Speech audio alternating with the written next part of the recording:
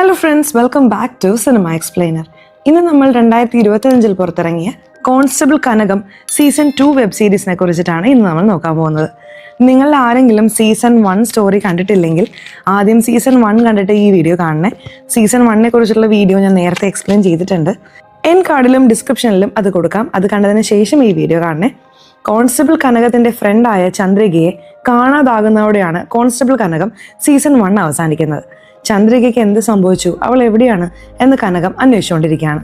Season 2 തുടങ്ങുമ്പോൾ തന്നെ ചന്ദ്രികയെ ആരോ ഒരു അപരിചിതൻ ഒരു രഹസ്യ സ്ഥലത്ത് ബന്ദിയാക്കി വെച്ചിരിക്കുന്നതും അവളെ ക്രൂരമായി മർദ്ദിക്കുന്നതും ചന്ദ്രികയുടെ കൈകളിൽ ആണിയടിക്കാൻ നോക്കുമ്പോൾ ഭയന്ന് അവൾ ഉച്ചത്തിൽ നിലവിളിക്കുന്നതും കാണാം. ഈ ശബ്ദം കേട്ട് കനകം ഞെട്ടി ഉണരുന്നു. സത്യത്തിൽ കനകം ഇതൊരു സ്വപ്നമായി കാണുന്നതാണ്.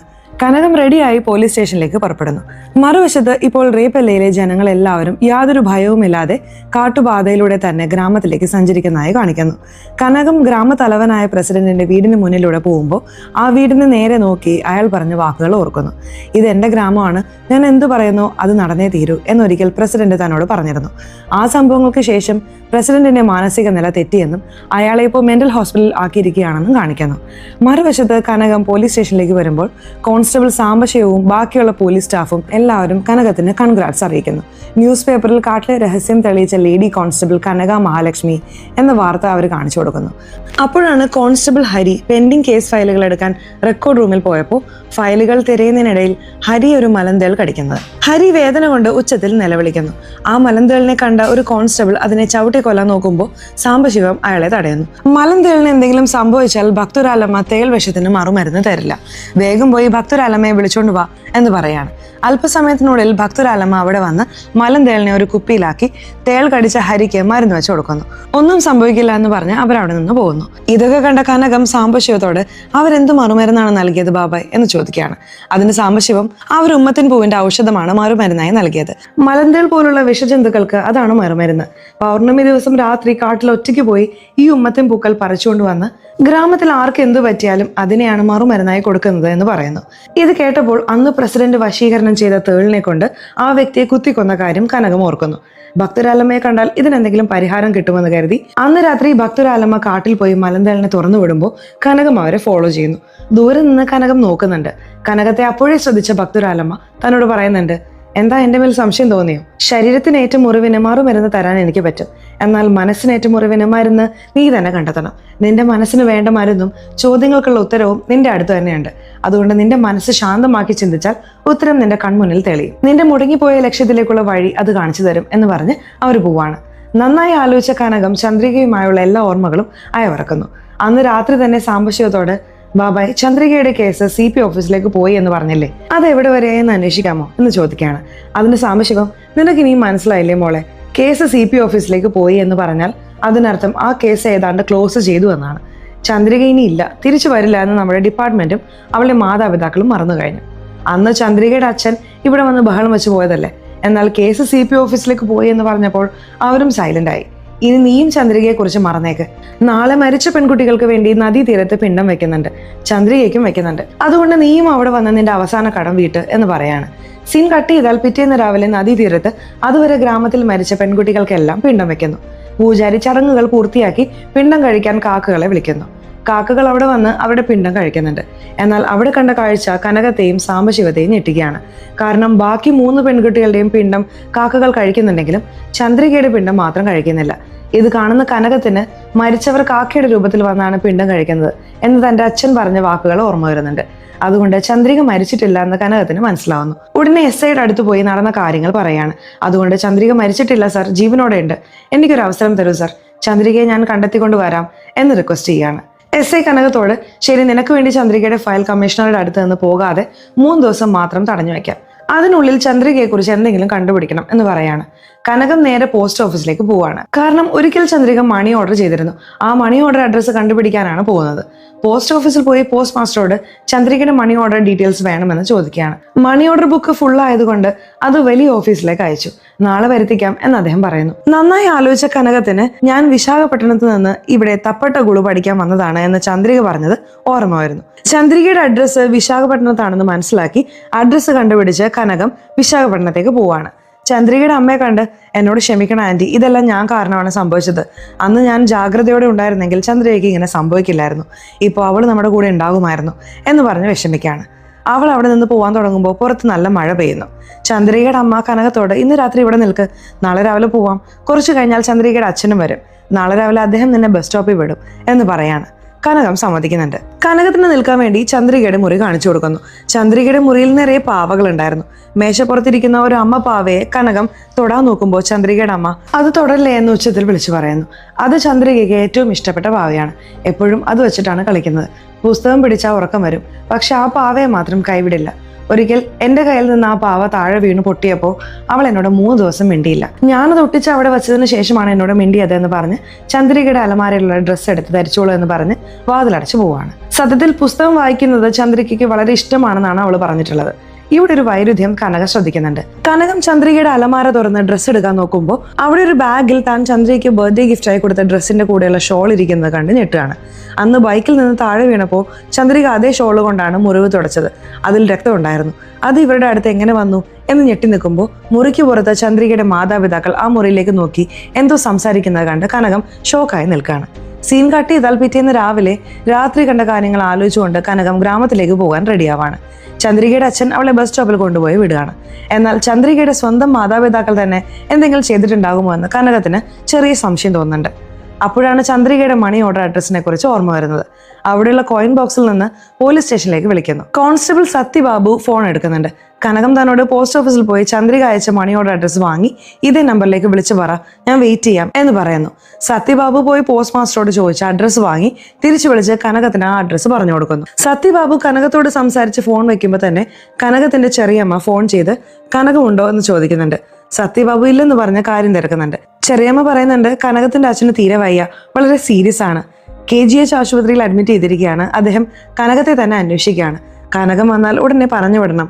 ഇത് കേട്ട സത്യബാബു വിവരം കനകത്തെ അറിയിക്കാൻ തിരിച്ചു വിളിക്കുമ്പോൾ ആ കടയിലെ ആൾ ഫോൺ എടുത്ത് ആ പെൺകുട്ടി അപ്പോഴേ പോയി എന്ന് പറയാണ്. എന്ത് ചെയ്യണമെന്ന് അറിയാതെ സത്യബാബു വിഷമിച്ചിരിക്കുകയാണ്. അപ്പോൾ സാംബശിവം വന്ന് കാര്യം തിരക്കുന്നുണ്ട്. സത്യബാബു നടന്നെല്ലാം പറയുന്നു. സാംബശിവം ഒന്നും മിണ്ടാതെ അവൾ എങ്ങോട്ടേക്കാണ് പോയത് എന്ന് ചോദിക്കുന്നു. സത്യബാബു കാര്യങ്ങൾ വിശദീകരിക്കുന്നു. വഴിയിലുള്ളവരോട് ചോദിച്ച് ആ വീടിന് മുന്നിലെത്തി വാതിൽ തട്ടുന്നുണ്ട്. വാതിൽ തുറന്ന ആളെ കണ്ട് കനകത്തിന്റെ മൈൻഡ് ബ്ലോക്കായി ഷോക്കിൽ നിൽക്കുകയാണ്. കാരണം അത് മറ്റാരുമല്ല, ചന്ദ്രികയാണ്. ചന്ദ്രികയെ കണ്ട കനകം ഇമോഷണലായി. നിനക്ക് എന്തു പറ്റിയെന്ന് കരുതി ഞാൻ എത്ര പേടിച്ചെന്നോ, നിനക്ക് വേണ്ടി എത്ര അലഞ്ഞെന്നോ, എന്തു പറ്റി, നീ എന്തിനാ ഇവിടെ നിൽക്കുന്നത് എന്ന് ചോദിക്കുകയാണ്. അപ്പോൾ ചന്ദ്രിക പറയുന്നുണ്ട്, എൻ്റെ അച്ഛനും ഞാനാണ് ജീവൻ, എന്നെ മഹാറാണിയെ പോലെയാണ് വളർത്തിയത് എന്നിട്ട് നടന്ന കാര്യങ്ങൾ പറയുന്നു. അന്ന് ചന്ദ്രികയുടെ പിറന്നാൾ ആയതുകൊണ്ട് മാതാപിതാക്കൾക്കൊപ്പം അമ്പലത്തിൽ പോകുന്നു. അപ്പോൾ ചന്ദ്രികയുടെ അച്ഛൻ പറയുന്നുണ്ട്, മോളെ കുറെ നാളെ നിന്നോടൊരു കാര്യം പറയണമെന്ന് കരുതുന്നു, പക്ഷെ പറ്റുന്നില്ല.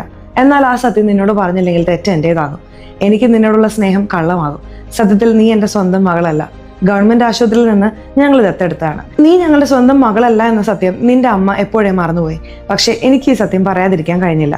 കാരണം നിന്റെ അടുത്ത് എനിക്കൊന്നും ഒളിച്ചു വയ്ക്കാൻ കഴിയില്ല മോളെ. ഇത് കേട്ട് ചന്ദ്രിക ആദ്യം ഞെട്ടുകയും ഇമോഷണൽ ആകുകയും ചെയ്യുന്നു. എൻ്റെ സ്വന്തം മാതാപിതാക്കളാണെങ്കിൽ പോലും ഇത്ര സ്നേഹത്തോടെ എന്നെ വളർത്തുമായിരുന്നില്ല. ഈ ജന്മത്തിൽ മാത്രമല്ല, ഏത് ജന്മത്തിലും നിങ്ങൾ തന്നെയാണ് എൻ്റെ അമ്മയും അച്ഛനും. ഈ വിഷയത്തെക്കുറിച്ച് അമ്മയുടെ അടുത്ത് ഇനി സംസാരിക്കരുത് എന്ന് പറയുന്നു. അത് കേട്ട് അച്ഛനും ഇമോഷണൽ ആവുന്നു. പിന്നീട് ചന്ദ്രിക തന്റെ സ്വന്തം മാതാപിതാക്കളെ ഒന്ന് കാണണമെന്ന് തീരുമാനിക്കുന്നു. അച്ഛന്റെ രേഖകൾ സൂക്ഷിച്ചിരുന്ന പെട്ടിയിൽ നിന്ന് തന്നെ ആശുപത്രിയിൽ നിന്ന് ദത്തെടുത്ത പേപ്പറുകളെടുത്ത് അവിടുത്തെ കോമ്പൗണ്ടർ വഴി സ്വന്തം മാതാപിതാക്കളുടെ അഡ്രസ്സ് കണ്ടുപിടിക്കുന്നു. അങ്ങനെ ആ വീടിന് മുന്നിലെത്തിയപ്പോൾ കണ്ട കാഴ്ച അവളെ ഞെട്ടിക്കുന്നു. കാരണം അവിടെ തന്നെ പോലെ തന്നെയുള്ള ഒരു പെൺകുട്ടി നിൽക്കുകയാണ്. ഇവിടെയാണ് നമുക്ക് മനസ്സിലാവുന്ന കാര്യം, ആ കുട്ടിയുടെ പേര് സഹസ്ര. ചന്ദ്രികയും സഹസ്രയും ഇരട്ടകളാണ്. അവരുടെ അച്ഛൻ മരിച്ചുപോയി. ഇപ്പോൾ അമ്മ മാത്രമേ ഉള്ളൂ. തൻ്റെ കുടുംബത്തെ കണ്ട് ചന്ദ്രികയ്ക്ക് വളരെ സന്തോഷമാവുന്നു. ചന്ദ്രികയും സഹസ്രയും സംസാരിക്കുന്നു. സഹസ്ര പറയുന്നുണ്ട്, അമ്മയ്ക്ക് മുട്ടുവേദനയാണ്, കണ്ണു കാണില്ല, ഞാൻ പൂമാല വിറ്റാണ് അമ്മയെ നോക്കുന്നത്. സഹസ്രയുടെ കഷ്ടപ്പാട് കണ്ട് ചന്ദ്രിക പറയുന്നു, അന്ന് എനിക്ക് പകരം നിന്നെയാണ് കൊണ്ടുപോയിരുന്നതെങ്കിൽ നീ സന്തോഷമായിരിക്കുമായിരുന്നു. അതിന് സഹസ്ര, തലവിധി ആർക്കും മാറ്റാൻ കഴിയില്ലല്ലോ എന്ന് പറയാണ്. ഇത് കേട്ട് ചന്ദ്രിക ആലോചിച്ചിട്ട്, ഇപ്പൊ മുതൽ നിനക്കും സന്തോഷമായിട്ടിരിക്കാം, കുറച്ചു ദിവസം നീ അവിടെ എന്നെ പോലെ നിൽക്ക്, ഞാൻ ഇവിടെ നിന്നെ പോലെ നിൽക്കാം എന്ന് പറയാണ്. ആദ്യം സഹസ്ര പേടിച്ച് വേണ്ടെന്ന് പറയുന്നുണ്ട്. എന്നാൽ ചന്ദ്രിക നിർബന്ധിച്ചപ്പോൾ അവർ സമ്മതിക്കുന്നു. അങ്ങനെ അവർക്ക് സമയം കിട്ടുമ്പോഴെല്ലാം അവർ പരസ്പരം മാറി നിൽക്കാൻ തുടങ്ങി. ഇവിടെ നമുക്ക് അറിയാൻ കഴിയുന്ന മറ്റൊരു കാര്യം, ചന്ദ്രിക തന്റെ ക്ലാസ്മേറ്റ് ആയ ശേഖരനെ പ്രണയിക്കുന്നുണ്ട്. എന്നാൽ ചന്ദ്രികയുടെ വളർത്തച്ഛന് ജാതകവും ജാതിയും വളരെ പ്രധാനമാണ്. ശേഖർ അവരുടെ ജാതി അല്ലാത്തതുകൊണ്ട് അവരുടെ കല്യാണത്തിന് അച്ഛൻ സമ്മതിക്കില്ല. അതുകൊണ്ട് ശേഖറിനൊരു ജോലി കിട്ടിയ ശേഷം അച്ഛൻ്റെ അടുത്ത് പോയി പറയാമെന്ന് അവൾ തീരുമാനിക്കുന്നു. എന്നാൽ കുറച്ച് ദിവസങ്ങൾക്കുള്ളിൽ തന്നെ ചന്ദ്രികയുടെ അച്ഛൻ അവൾക്കൊരു വിവാഹാലോചന കൊണ്ടുവരുന്നു. എന്ത് ചെയ്യണമെന്ന് അറിയാതെ ചന്ദ്രിക വിഷമിക്കുന്നു. ആ സമയത്താണ് ശേഖർ ജോലിക്ക് വേണ്ടി ദുബായിൽ പോകുന്നത്. ഞാൻ വരുന്നവരെ കല്യാണം തടയണം, അതിനായി അച്ഛനോട് ഇതെന്റെ ഫൈനൽ ഇയർ ആയതുകൊണ്ട് പ്രോജക്റ്റ് വർക്ക് ചെയ്യാനുണ്ട്, തപ്പട്ട ഗുളു എന്ന ഫോക്ക് സോങ്ങിനെ കുറിച്ചുള്ള പ്രോജക്റ്റിനായി എനിക്ക് റാപ്പലയിൽ പോകണം, അത് കഴിഞ്ഞ് കല്യാണം മതി, അതുവരെ കല്യാണം മാറ്റിവെക്കണം എന്ന് പറയാണ്. അച്ഛൻ സമ്മതിക്കുന്നു. പക്ഷെ ചന്ദ്രികയുടെ കൂടെ ഒരു വീട്ടുജോലിക്കാരിയെ കൂടി അയക്കാൻ അച്ഛൻ തീരുമാനിക്കുന്നു. വീട്ടുജോലിക്കാരി കൂടെ ഉണ്ടെങ്കിൽ തനിക്ക് ശേഖരനെ വിളിക്കാനോ കാണാനോ പറ്റില്ല എന്ന് മനസ്സിലാക്കിയ ചന്ദ്രിക തനിക്ക് പകരം സഹസ്രയെ റാപ്പലയിലേക്ക് അയക്കാൻ തീരുമാനിക്കുന്നു. കാര്യം പറഞ്ഞപ്പോൾ ആദ്യം സഹസ്ര വരില്ലെന്ന് പറയുന്നുണ്ട്. എന്നാൽ ചന്ദ്രിക റിക്വസ്റ്റ് ചെയ്തുകൊണ്ട് ചന്ദ്രികയ്ക്ക് പകരം വേലക്കാരിയോടൊപ്പം സഹസ്രയാണ് റാപ്പലയിൽ പോയത്. ശേഖർ ദുബായിൽ നിന്ന് വരാൻ വൈകിയതുകൊണ്ട് സഹസ്ര അവിടെ തന്നെ തുടർന്നു. അതായത് കനകത്തോടൊപ്പം റാപ്പലയിൽ ഉണ്ടായിരുന്നത് ചന്ദ്രികയല്ല, സഹസ്രയായിരുന്നു. സഹസ്ര കനകത്തെക്കുറിച്ച് ചന്ദ്രികയ്ക്ക് കത്തുകളും എഴുതാറുണ്ടായിരുന്നു. പിന്നീട് സഹസ്രയിൽ നിന്ന് കത്തുകൾ വരാതായപ്പോൾ ചന്ദ്രികയ്ക്ക് സംശയം തോന്നി. എന്താണ് സംഭവിച്ചതെന്ന് അറിയാൻ അച്ഛന്റെ വീട്ടിൽ പോവാണ്. അപ്പോഴേക്കും ചന്ദ്രികയെ കാണാതായതുകൊണ്ട് അച്ഛനും അമ്മയും വിഷമിച്ചിരിക്കുകയായിരുന്നു. അവരെ കണ്ട് ചന്ദ്രിക എന്തു പറ്റി അച്ഛ എന്ന് ചോദിക്കുകയാണ്. അവളെ കണ്ട് അവർ ആദ്യം ഞെട്ടുകയും പിന്നീട് കെട്ടിപ്പിടിച്ച് കരയുകയും ചെയ്യുന്നു. നീ എവിടെ പോയതാ മോളെ, നിന്നെ കാണാനില്ലെന്ന് പറഞ്ഞ് ഞങ്ങൾ എത്ര അന്വേഷിച്ചെന്നോ എന്നവർ പറയാണ്. ഇത് കേട്ട് ചന്ദ്രികയ്ക്ക് കാര്യം മനസ്സിലായി. എന്ത്, സഹസ്രയെ കാണാനില്ലേ എന്ന് ചോദിച്ച് ഞെട്ടുകയാണ്. ഇത് കേട്ട് അവർ സഹസ്ര ആരാ മോളെ എന്ന് ചോദിക്കുന്നു. ചന്ദ്രിക സഹസ്ര എന്റെ അനിയത്തിയാണ് അച്ഛ എന്ന് പറഞ്ഞ് നടന്നതെല്ലാം പറയുന്നു. പാവം, ഞാൻ കാരണമാണ് അവൾക്ക് ഇങ്ങനെ സംഭവിച്ചത്, ഉടനെ പോലീസ് സ്റ്റേഷനിൽ പോയി പരാതി കൊടുക്കാം എന്നവൾ പറയാണ്. എന്നാൽ അച്ഛൻ, വേണ്ട മോളെ, പുറത്തറിയാത്ത ശത്രുക്കൾ ആരും ഉണ്ട്, കുറച്ച് ദിവസം നീ സഹസ്രയായി നിന്റെ അമ്മയുടെ വീട്ടിൽ തന്നെ നിൽക്ക് എന്ന് പറയാണ്. അങ്ങനെ ചന്ദ്രിക കനകത്തോട് എല്ലാ കാര്യങ്ങളും പറഞ്ഞ് ഞാനിവിടെ അമ്മയെ നോക്കി കഴിയുന്നു, നിന്നെക്കുറിച്ച് സഹസ്ര കത്തുകൾ എഴുതുമായിരുന്നു, സഹസ്രയുടെ രൂപത്തിൽ നീ നിന്റെ അമ്മയെ നോക്കുമായിരുന്നു എന്ന് കേട്ടിട്ടുണ്ട്, നീ അവൾക്ക് വേണ്ടി ഇത്രയും ദൂരം അന്വേഷിച്ചു വന്നല്ലോ, എനിക്കിപ്പോൾ മനസ്സിലാവുന്നു സഹസ്ര ഏതവസ്ഥയിലാണെങ്കിലും നീ വന്ന് അവളെ രക്ഷിക്കും എന്ന വിശ്വാസത്തോടെ അവൾ കാത്തിരിക്കുന്നുണ്ടാവും എന്ന് പറയുന്നു. ഇത് കേട്ട് കനകം വിഷമിച്ച് ആ ഗ്രാമത്തിലെ ദൈവത്തോട് പ്രാർത്ഥിച്ച് വീണ്ടും സഹസ്രയെ അന്വേഷിച്ചിറങ്ങാണ്. സീൻ കട്ട് ചെയ്താൽ ഇവിടെ നമുക്ക് ഭാസ്കർ, മേരി എന്നീ കമിതാക്കളെ കാണിക്കുകയാണ്.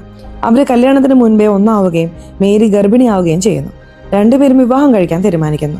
എന്നാൽ മേരിയുടെ വീട്ടുകാർ സമ്മതിക്കാത്തതുകൊണ്ട് മേരി വീട് വിട്ടിറങ്ങി ഇരുവരും വിവാഹം കഴിക്കുന്നു. മേരി ഭാസ്കറിനോട് എന്റെ വീട്ടുകാർ എന്നെ അന്വേഷിക്കുന്നുണ്ടാവും, അവരെന്നെ നിന്നിൽ നിന്ന് അകറ്റുമോ എന്ന് പേടിയാവുന്നു എന്ന് പറയാണ്. ഭാസ്കർ, എന്നിൽ നിന്ന് നിന്നെയും നമ്മുടെ കുഞ്ഞിനെയും ആർക്കും വേർപെടുത്താനാവില്ല എന്ന് പറഞ്ഞ് ധൈര്യം നൽകുന്നു. ഇതിനിടയിൽ കനകം പോലീസ് സ്റ്റേഷനിലേക്ക് വിളിച്ച് സാംബശിവത്തോട് താൻ അറിഞ്ഞ കാര്യങ്ങൾ പറയാൻ തുടങ്ങുമ്പോൾ സാംബശിവം പറയുന്നുണ്ട്, അതെല്ലാം പിന്നെ പറയാൻ മോളെ, നിന്റെ അച്ഛന് വളരെ സീരിയസ് ആണ്, നിന്നെ കാണണമെന്ന് അദ്ദേഹം വാശി പിടിക്കുന്നുണ്ട്, KGH ആശുപത്രിയിൽ അഡ്മിറ്റ് ചെയ്തിട്ടുണ്ട്, വേഗം ചെല്ല്. ഇത് കേട്ട് കനകം ഉടനെ ആശുപത്രിയിലേക്ക് പോവാണ്. ICUയിൽ ഗുരുതരാവസ്ഥയിലുള്ള അച്ഛനെ കണ്ട് അവൾ പഴയ കാര്യങ്ങൾ ഓർക്കുന്നു. കനകം എന്നാൽ അച്ഛന് ജീവനാണ്. ചെറുപ്പത്തിലെ അമ്മ മരിച്ചതുകൊണ്ട് അച്ഛൻ വളരെ സ്നേഹത്തോടെയാണ് വളർത്തിയത്. ആരെന്തു പറഞ്ഞാലും കനകത്തെ പോലീസ് ആക്കണമെന്ന് അദ്ദേഹം ആഗ്രഹിച്ചിരുന്നു. അദ്ദേഹത്തിന്റെ അവസാന ആഗ്രഹം കനകം പോലീസായി യൂണിഫോമിൽ വന്ന് അദ്ദേഹത്തെ സല്യൂട്ട് ചെയ്യണമെന്നായിരുന്നു. ഇത് ഓർമ്മ വന്ന കനകം തൊട്ടടുത്ത മുറിയിൽ പോയി പോലീസ് യൂണിഫോം ധരിച്ച് അച്ഛന്റെ അടുത്തേക്ക് വരുന്നു. അച്ഛന്റെ മകൾ പോലീസായി എന്ന് വിളിച്ച് അദ്ദേഹത്തെ സല്യൂട്ട് ചെയ്യുന്നു. ഇത് കണ്ട അച്ഛൻ വളരെ സന്തോഷത്തോടെ തന്റെ അവസാന ശ്വാസം വിടുന്നു. കനകം വളരെ ഇമോഷണൽ ആവുന്നു. പിന്നീട് കനകം അച്ഛന്റെ അന്ത്യകർമ്മങ്ങൾ ചെയ്യുകയാണ്. ശേഷം അച്ഛന്റെ പഴയ ട്രങ്ക് പെട്ടി തുറന്ന് തന്റെ പഴയ ഉടുപ്പുകളും സാധനങ്ങളും കണ്ട് ഓർമ്മയിൽ വിതുമ്പുന്നു. വിവരമറിഞ്ഞ് സാംബശിവയും പോലീസുകാരും കനകത്തിന്റെ വീട്ടിലെത്തി ആശ്വസിപ്പിക്കുന്നു. സാംബശിവം പറയുന്നുണ്ട്, നിന്റെ അച്ഛൻ വലിയ മനുഷ്യനാണ്, നിന്നെ പോലീസായി കാണാൻ ആഗ്രഹിച്ചു, അത് കണ്ട് സന്തോഷത്തോടെ കണ്ണടച്ചു. ഇങ്ങനൊരു ഭാഗ്യം എത്ര അച്ഛന്മാർക്ക് കിട്ടും. ഇത് കേട്ട് കനകം അച്ഛൻ എപ്പോഴും പറയായിരുന്നു, ബാബായ്, ദൈവം ഒന്നെടുത്താൽ മറ്റൊന്ന് തരുമെന്ന്. അച്ഛൻ പോയെങ്കിലും എനിക്ക് നിങ്ങളെ തന്നു, അതുപോലെ സഹസ്രയും തന്നു എന്ന് പറയാണ്. ഇത് കേട്ട് സാംബശിവം സഹസ്ര ആരാ മോളെ എന്ന് ചോദിക്കുകയാണ്. കനകം ചന്ദ്രികയും സഹസ്രയും ഇരട്ടകളാണെന്നും ഇത്രയും നാൾ നമ്മുടെ കൂടെ ഉണ്ടായിരുന്നത് ചന്ദ്രികയല്ല സഹസ്രയാണെന്നും പറയുന്നു. എനിക്കെന്തോ ചന്ദ്രികയുടെ അച്ഛൻ സത്യനാരായണന് സംശയമുണ്ട്. കാരണം സഹസ്ര അവസാനം ഇട്ടിരുന്ന ഷോൾ അവരുടെ വീട്ടിലെ അലമാരയിൽ കണ്ടു എന്ന് പറയുന്നു. അപ്പോൾ സത്യനാരായണനും ഭാര്യയും അവിടെ വന്ന് കനകത്തിന്റെ അച്ഛന്റെ ഫോട്ടോയിൽ മാലയിടുന്നു. കനകത്തോട്, ഞാൻ തെറ്റ് ചെയ്തു കനകം, എന്റെ മകൾ ചന്ദ്രയ്ക്ക് ഒന്നും പറ്റരുതെന്ന് കരുതി സഹസ്രയെ കുറിച്ച് ഞാൻ ശ്രദ്ധിച്ചില്ല. പക്ഷെ ഇപ്പൊ ഞാൻ പറയുന്നു, ആ രണ്ടുപേരും എന്റെ മക്കളാണ്. സഹസ്ര എവിടെയുണ്ടെന്ന് കണ്ടെത്തണം, എന്ത് സഹായം വേണമെങ്കിലും ഞാൻ ചെയ്യാം. മാതാപിതാക്കളായി ഞങ്ങൾ തോറ്റു, പക്ഷേ കൂട്ടുകാരിയായ നീ ജയിക്കണം എന്ന് പറഞ്ഞു പോവാണ്. ഇത് കേട്ട കനകത്തിന് സഹസ്രയെ കാണാതായതിന് പിന്നിൽ അവളുടെ മാതാപിതാക്കളല്ലെന്ന് മനസ്സിലാവുന്നു. സത്യനാരായണനോട് നിങ്ങളുടെ കാർ ഡ്രൈവർ സതീഷ് എവിടെ എന്ന് ചോദിക്കുകയാണ്. റേപ്പലയിൽ നിന്ന് വന്ന ശേഷം അവൻ ജോലി നിർത്തിപ്പോയി എന്ന് അദ്ദേഹം പറയുന്നു. റേപ്പലയിൽ സഹസ്രയെയും വീട്ടുജോലിക്കാരെയും വിടാൻ വന്നപ്പോൾ സതീഷ് സഹസ്രയെ തന്നെ നോക്കുന്നത് കനകം ശ്രദ്ധിച്ചിരുന്നു. അതുകൊണ്ടാണ് സതീഷിന് സംശയം തോന്നി സാംബശിവത്തോട്, ബാബായ്, എനിക്ക് ഡ്രൈവർ സതീഷിനെ കാണണം എന്ന് പറയുന്നു. സീൻ കട്ട് ചെയ്താൽ കനകം സഹസ്രയോടൊപ്പം റേപ്പലയിൽ വന്ന് ജോലിക്കാരുടെ വീട്ടിൽ പോവുകയാണ്. ചന്ദ്രികയുടെ കേസിൽ ഒരു ക്ലൂ കിട്ടിയിട്ടുണ്ട്, അതിന് നിന്റെ സഹായം വേണം. ആ ഡ്രൈവർ സതീഷാണ് ഇതെല്ലാം ചെയ്തതെന്ന് സംശയമുണ്ട്. അവനെ പിടിക്കണമെങ്കിൽ ഒരു തെളിവ് വേണം. സത്യനാരായണനോട് ചോദിക്കുന്നതിലും നല്ലത് നീ പറയുമെന്ന് കരുതി വന്നതാണ് എന്ന് പറയാണ്. അതിന് വേലക്കാരി പറയുന്നുണ്ട്, അവൻ ഡ്രൈവറായി വന്നപ്പോൾ മുതൽ ചന്ദ്രികയുടെ ചുറ്റും നടക്കുമായിരുന്നു. ഒരു ദിവസം ചന്ദ്രികയുടെ ഷോള് വെച്ച് അവൻ വൃത്തികേടായി പെരുമാറുന്നത് കണ്ട് ഞാൻ ഞെട്ടി. ഞാൻ കണ്ടപ്പോൾ അവൻ എൻ്റെ കാല് പിടിച്ച് ഈ കാര്യം അച്ഛനോട് പറയരുതെന്ന് അപേക്ഷിച്ചു. ഇനി ചന്ദ്രികയുടെ ഇടയിലത്ത് വരില്ല എന്നും പറഞ്ഞു. അവന് വേറെ പണി കിട്ടിപ്പോയി എന്ന് പറയാണ്. ഇത് കേട്ട് കനകം ചന്ദ്രികയുടെ മുറിയിൽ നിന്ന് കിട്ടിയ ഷോൾ കാണിച്ചു കൊടുക്കുന്നുണ്ട്. ഇത് അലമാരയിലുണ്ടായിരുന്നു. ഇതിനർത്ഥം ചന്ദ്രികയെ ആ സതീഷ് തന്നെ എന്തോ ചെയ്തിട്ടുണ്ട്. ഇവിടെയാണ് ഒരു അടിപൊളി ട്വിസ്റ്റ്. കനകം ആ വീട്ടു ജോലിക്കാരിയോട്, എന്നാൽ സതീഷ് നീ പറഞ്ഞതുപോലെ അല്ലല്ലോ പറഞ്ഞത് എന്ന് ചോദിക്കുന്നു. ഇത് കേട്ട് ആ സ്ത്രീ ഞെട്ടിപ്പോകുന്നു. സത്യത്തിൽ കനകം നേരത്തെ തന്നെ സതീഷിനെ കണ്ട് സംസാരിച്ചിരുന്നു. സതീഷ് കനകത്തോട് ആവശ്യത്തിന് പണം ചോദിച്ചപ്പോൾ പലതവണ സത്യനാരായണൻ തന്നിട്ടില്ല.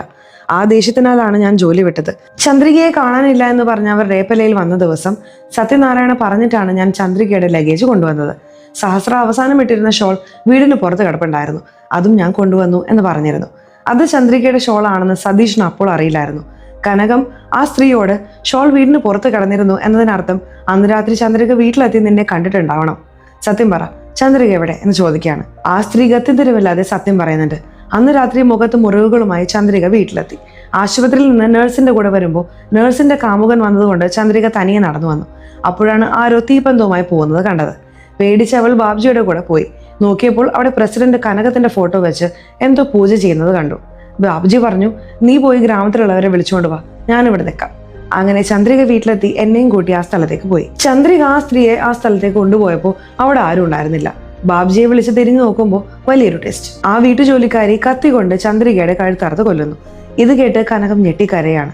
ഇത്ര ക്രൂരമായി എങ്ങനെ കൊല്ലാൻ തോന്നി എന്ന് ചോദിക്കുന്നു. ആ സ്ത്രീ അവിടെയുള്ള മറ്റൊരു കത്തിയെടുത്ത് നിന്നെയും അതുപോലെ കൊല്ലുമെന്ന് പറഞ്ഞ് കനകത്തെ കുത്താൻ നോക്കുന്നു. കനകം തടുക്കാൻ ശ്രമിക്കുന്നു. ഇതിനിടയിൽ മറ്റൊരു ഫ്ലാഷ് ബാക്ക് കാണിക്കുകയാണ്. ഒരു ദിവസം മേരിയെ അവളുടെ ചെറിയമ്മ കാണുന്നുണ്ട്.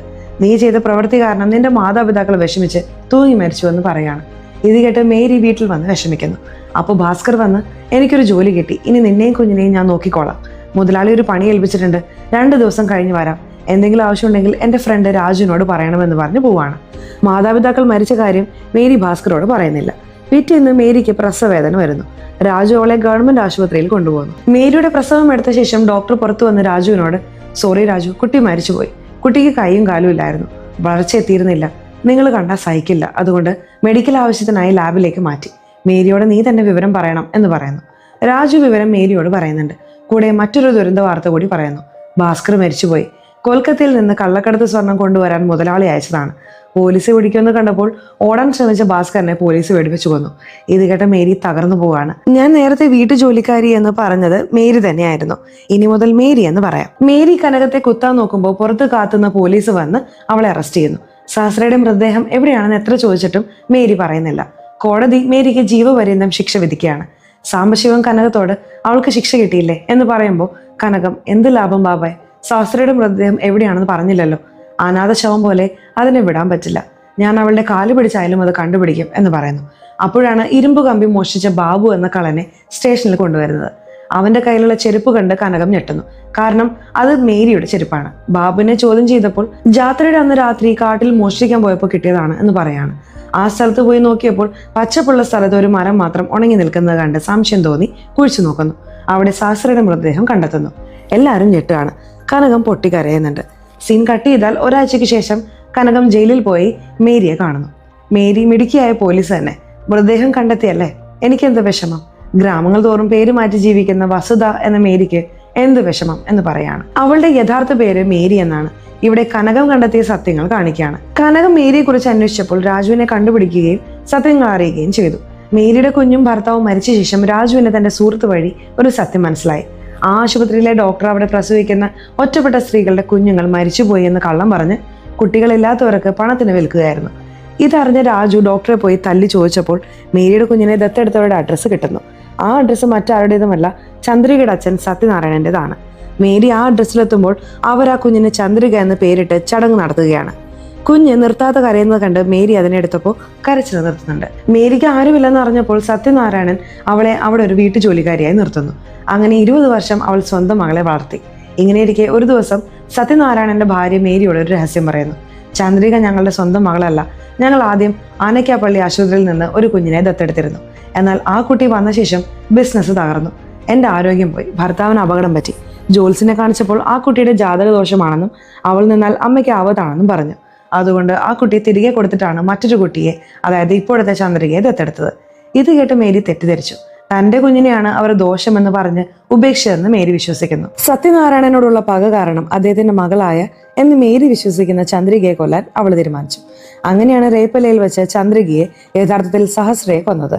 പിന്നീട് തന്റെ സ്വന്തം മകൾ എവിടെയാണെന്ന് അന്വേഷിച്ച് ആശുപത്രിയിൽ പോയെങ്കിലും ഫയലുകൾ കത്തിപ്പോയി എന്നറിഞ്ഞ് തിരിച്ചു പോന്നു.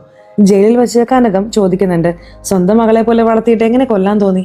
മേരി പറയുന്നുണ്ട്, അവൾ എന്നെ അമ്മ എന്ന് വിളിച്ചിട്ടില്ലല്ലോ. അമ്മയുടെ സ്നേഹത്തിലും എൻ്റെ നിന്റെ എന്ന വ്യത്യാസമുണ്ട്. എനിക്ക് ശിക്ഷ കിട്ടിയാലും കുഴപ്പമില്ല. അപ്പോൾ കനകം, ഞാൻ പോകുന്നതിന് മുമ്പ് നിനക്കൊരു കാര്യം കാണിച്ചു തരാം എന്ന് പറഞ്ഞ ഒരു പേപ്പർ കാണിക്കുന്നു. നിന്റെ മകളെ രണ്ടാമത് ആര് ദത്തെടുത്തു എന്നതിന്റെ സർട്ടിഫിക്കറ്റ് ആണത്. മേരി വിശ്വസിക്കുന്നില്ല. അപ്പോൾ കനകം മേരി പ്രസവിച്ച സമയവും വിവരങ്ങളും കൃത്യമായി പറയുന്നു. ഇത് കേട്ട് വിശ്വസിച്ച മേരി, എൻ്റെ മകൾ എവിടെയുണ്ട് ഒന്ന് പറയൂ, ഞാൻ ചെയ്ത തെറ്റാണ്, എൻ്റെ മകൾ എവിടെ എന്ന് അപേക്ഷിച്ച് ചോദിക്കുന്നു. അപ്പോൾ കനകം പറയുന്നുണ്ട്, നീ ചെയ്ത തെറ്റിന് ദൈവം തന്ന ജീവപര്യന്ത ശിക്ഷ പോരാ. അതുകൊണ്ട് ഈ കനകം നിനക്ക് അസലായ ശിക്ഷ തരുന്നുണ്ട്. അതെന്താണെന്നോ, നിന്റെ മകൾ ആരാണ്, എവിടെയുണ്ട് എന്ന് എനിക്ക് മാത്രമേ അറിയൂ. കനകം ആ പേപ്പർ വലിച്ചു കയറുന്നു. നിന്റെ മകൾ ആരാണെന്ന് അറിഞ്ഞാലും ഞാനത് നിന്റെ അടുത്ത് പറയില്ല. സ്വന്തം മകൾ ആരാണെന്ന് അറിയാതെ നീ ഈ ജയിലിൽ കിടന്ന് നീര് പുകഞ്ഞ് ചാകണം. ഇതാണ് ഞാൻ നിനക്ക് തരുന്ന ശിക്ഷ. മേരി കാല് പിടിച്ച് കരഞ്ഞിട്ടും കനകം തിരിഞ്ഞു നോക്കാതെ നടന്നു പോകുന്നു. നടന്നു പോകുമ്പോൾ കനകം മനസ്സിൽ പറയുന്നുണ്ട്, നിന്റെ എൻ്റെ എന്ന വ്യത്യാസം ആർക്കും ഉണ്ടാകാം, പക്ഷെ ഒരു അമ്മയ്ക്ക് ഉണ്ടാകാൻ പാടില്ല. നീ തെറ്റ് ചെയ്തു, ഞാൻ എൻ്റെ ഡ്യൂട്ടി ചെയ്തു. ഈ ശിക്ഷ നിന്നോടൊപ്പം ഇനി ഞാനും അനുഭവിക്കും. ഇവിടെയാണ് ഒരു അടിപൊളി ട്വിസ്റ്റ് റിവീൽ ചെയ്യുന്നത്. മേരിയുടെ യഥാർത്ഥ മകൾ മറ്റാരുമല്ല, ഈ കനകം തന്നെയാണ്. സത്യത്തിൽ കനകത്തിന്റെ മാതാപിതാക്കൾക്ക് കുഞ്ഞ് പ്രസവത്തിൽ തന്നെ മരിച്ചുപോയിരുന്നു. പിന്നീട് കുട്ടികൾ ഉണ്ടാകില്ല എന്നറിഞ്ഞപ്പോൾ അതേ ആശുപത്രിയിൽ നിന്ന് ദത്തെടുത്ത കുട്ടിയാണ് കനകം. അച്ഛൻ മരിച്ച ശേഷം അദ്ദേഹത്തിന്റെ പെട്ടിയിൽ നിന്ന് കിട്ടിയ ഈ സർട്ടിഫിക്കറ്റ് കണ്ടപ്പോഴാണ് കനകം ഈ സത്യം അറിയുന്നത്. അങ്ങനെ വിഷമത്തോടെ കനകം അവിടെ നിന്ന് പോവാണ്. സീൻ കട്ട് ചെയ്താൽ 1 വർഷത്തിന് ശേഷം ഒരു ദിവസം മേരി ജയിലിൽ നിന്ന് ചാടി പോവാണ്. കനകത്തെ ഫോൺ ചെയ്ത് എൻ്റെ മകൾ എവിടെയാണെന്ന് പറ എന്ന് ചോദിക്കുകയാണ്. ഇത് കേട്ട് കനകം ഷോക്കായി നിൽക്കുകയാണ്. ഇവിടെ മറ്റൊരു ട്വിസ്റ്റ് എന്താണെന്ന് വെച്ചാൽ, അപ്പോൾ മേരിയുടെ അടുത്തേക്ക് മെന്റൽ ഹോസ്പിറ്റലിലായിരുന്ന റേപ്പല്ല പ്രസിഡന്റ് വരുന്നു. അയാളെ കണ്ട് മേരി ഞെട്ടി നിൽക്കുകയാണ്. ഇതോടെ സീസൺ 2 അവസാനിക്കുന്നു. വീഡിയോ എങ്ങനെയുണ്ടായിരുന്നു? ഇഷ്ടപ്പെട്ടോ? സീരീസിനെ കുറിച്ചുള്ള നിങ്ങളുടെ അഭിപ്രായങ്ങൾ തീർച്ചയായിട്ടും കമന്റ് ബോക്സിൽ രേഖപ്പെടുത്തണേ. അതുപോലെ ചാനൽ ഇതുവരെ സബ്സ്ക്രൈബ് ചെയ്തിട്ടില്ലെങ്കിൽ ചാനൽ ഒന്ന് സബ്സ്ക്രൈബ് ചെയ്ത് ഈ വീഡിയോ ഇഷ്ടപ്പെട്ടാൽ തീർച്ചയായിട്ടും ഒരു ലൈക്ക് കൂടി തരണേ. അപ്പോൾ ഇനി അടുത്തൊരു വീഡിയോയിൽ കാണുന്നതുവരെ ബൈ.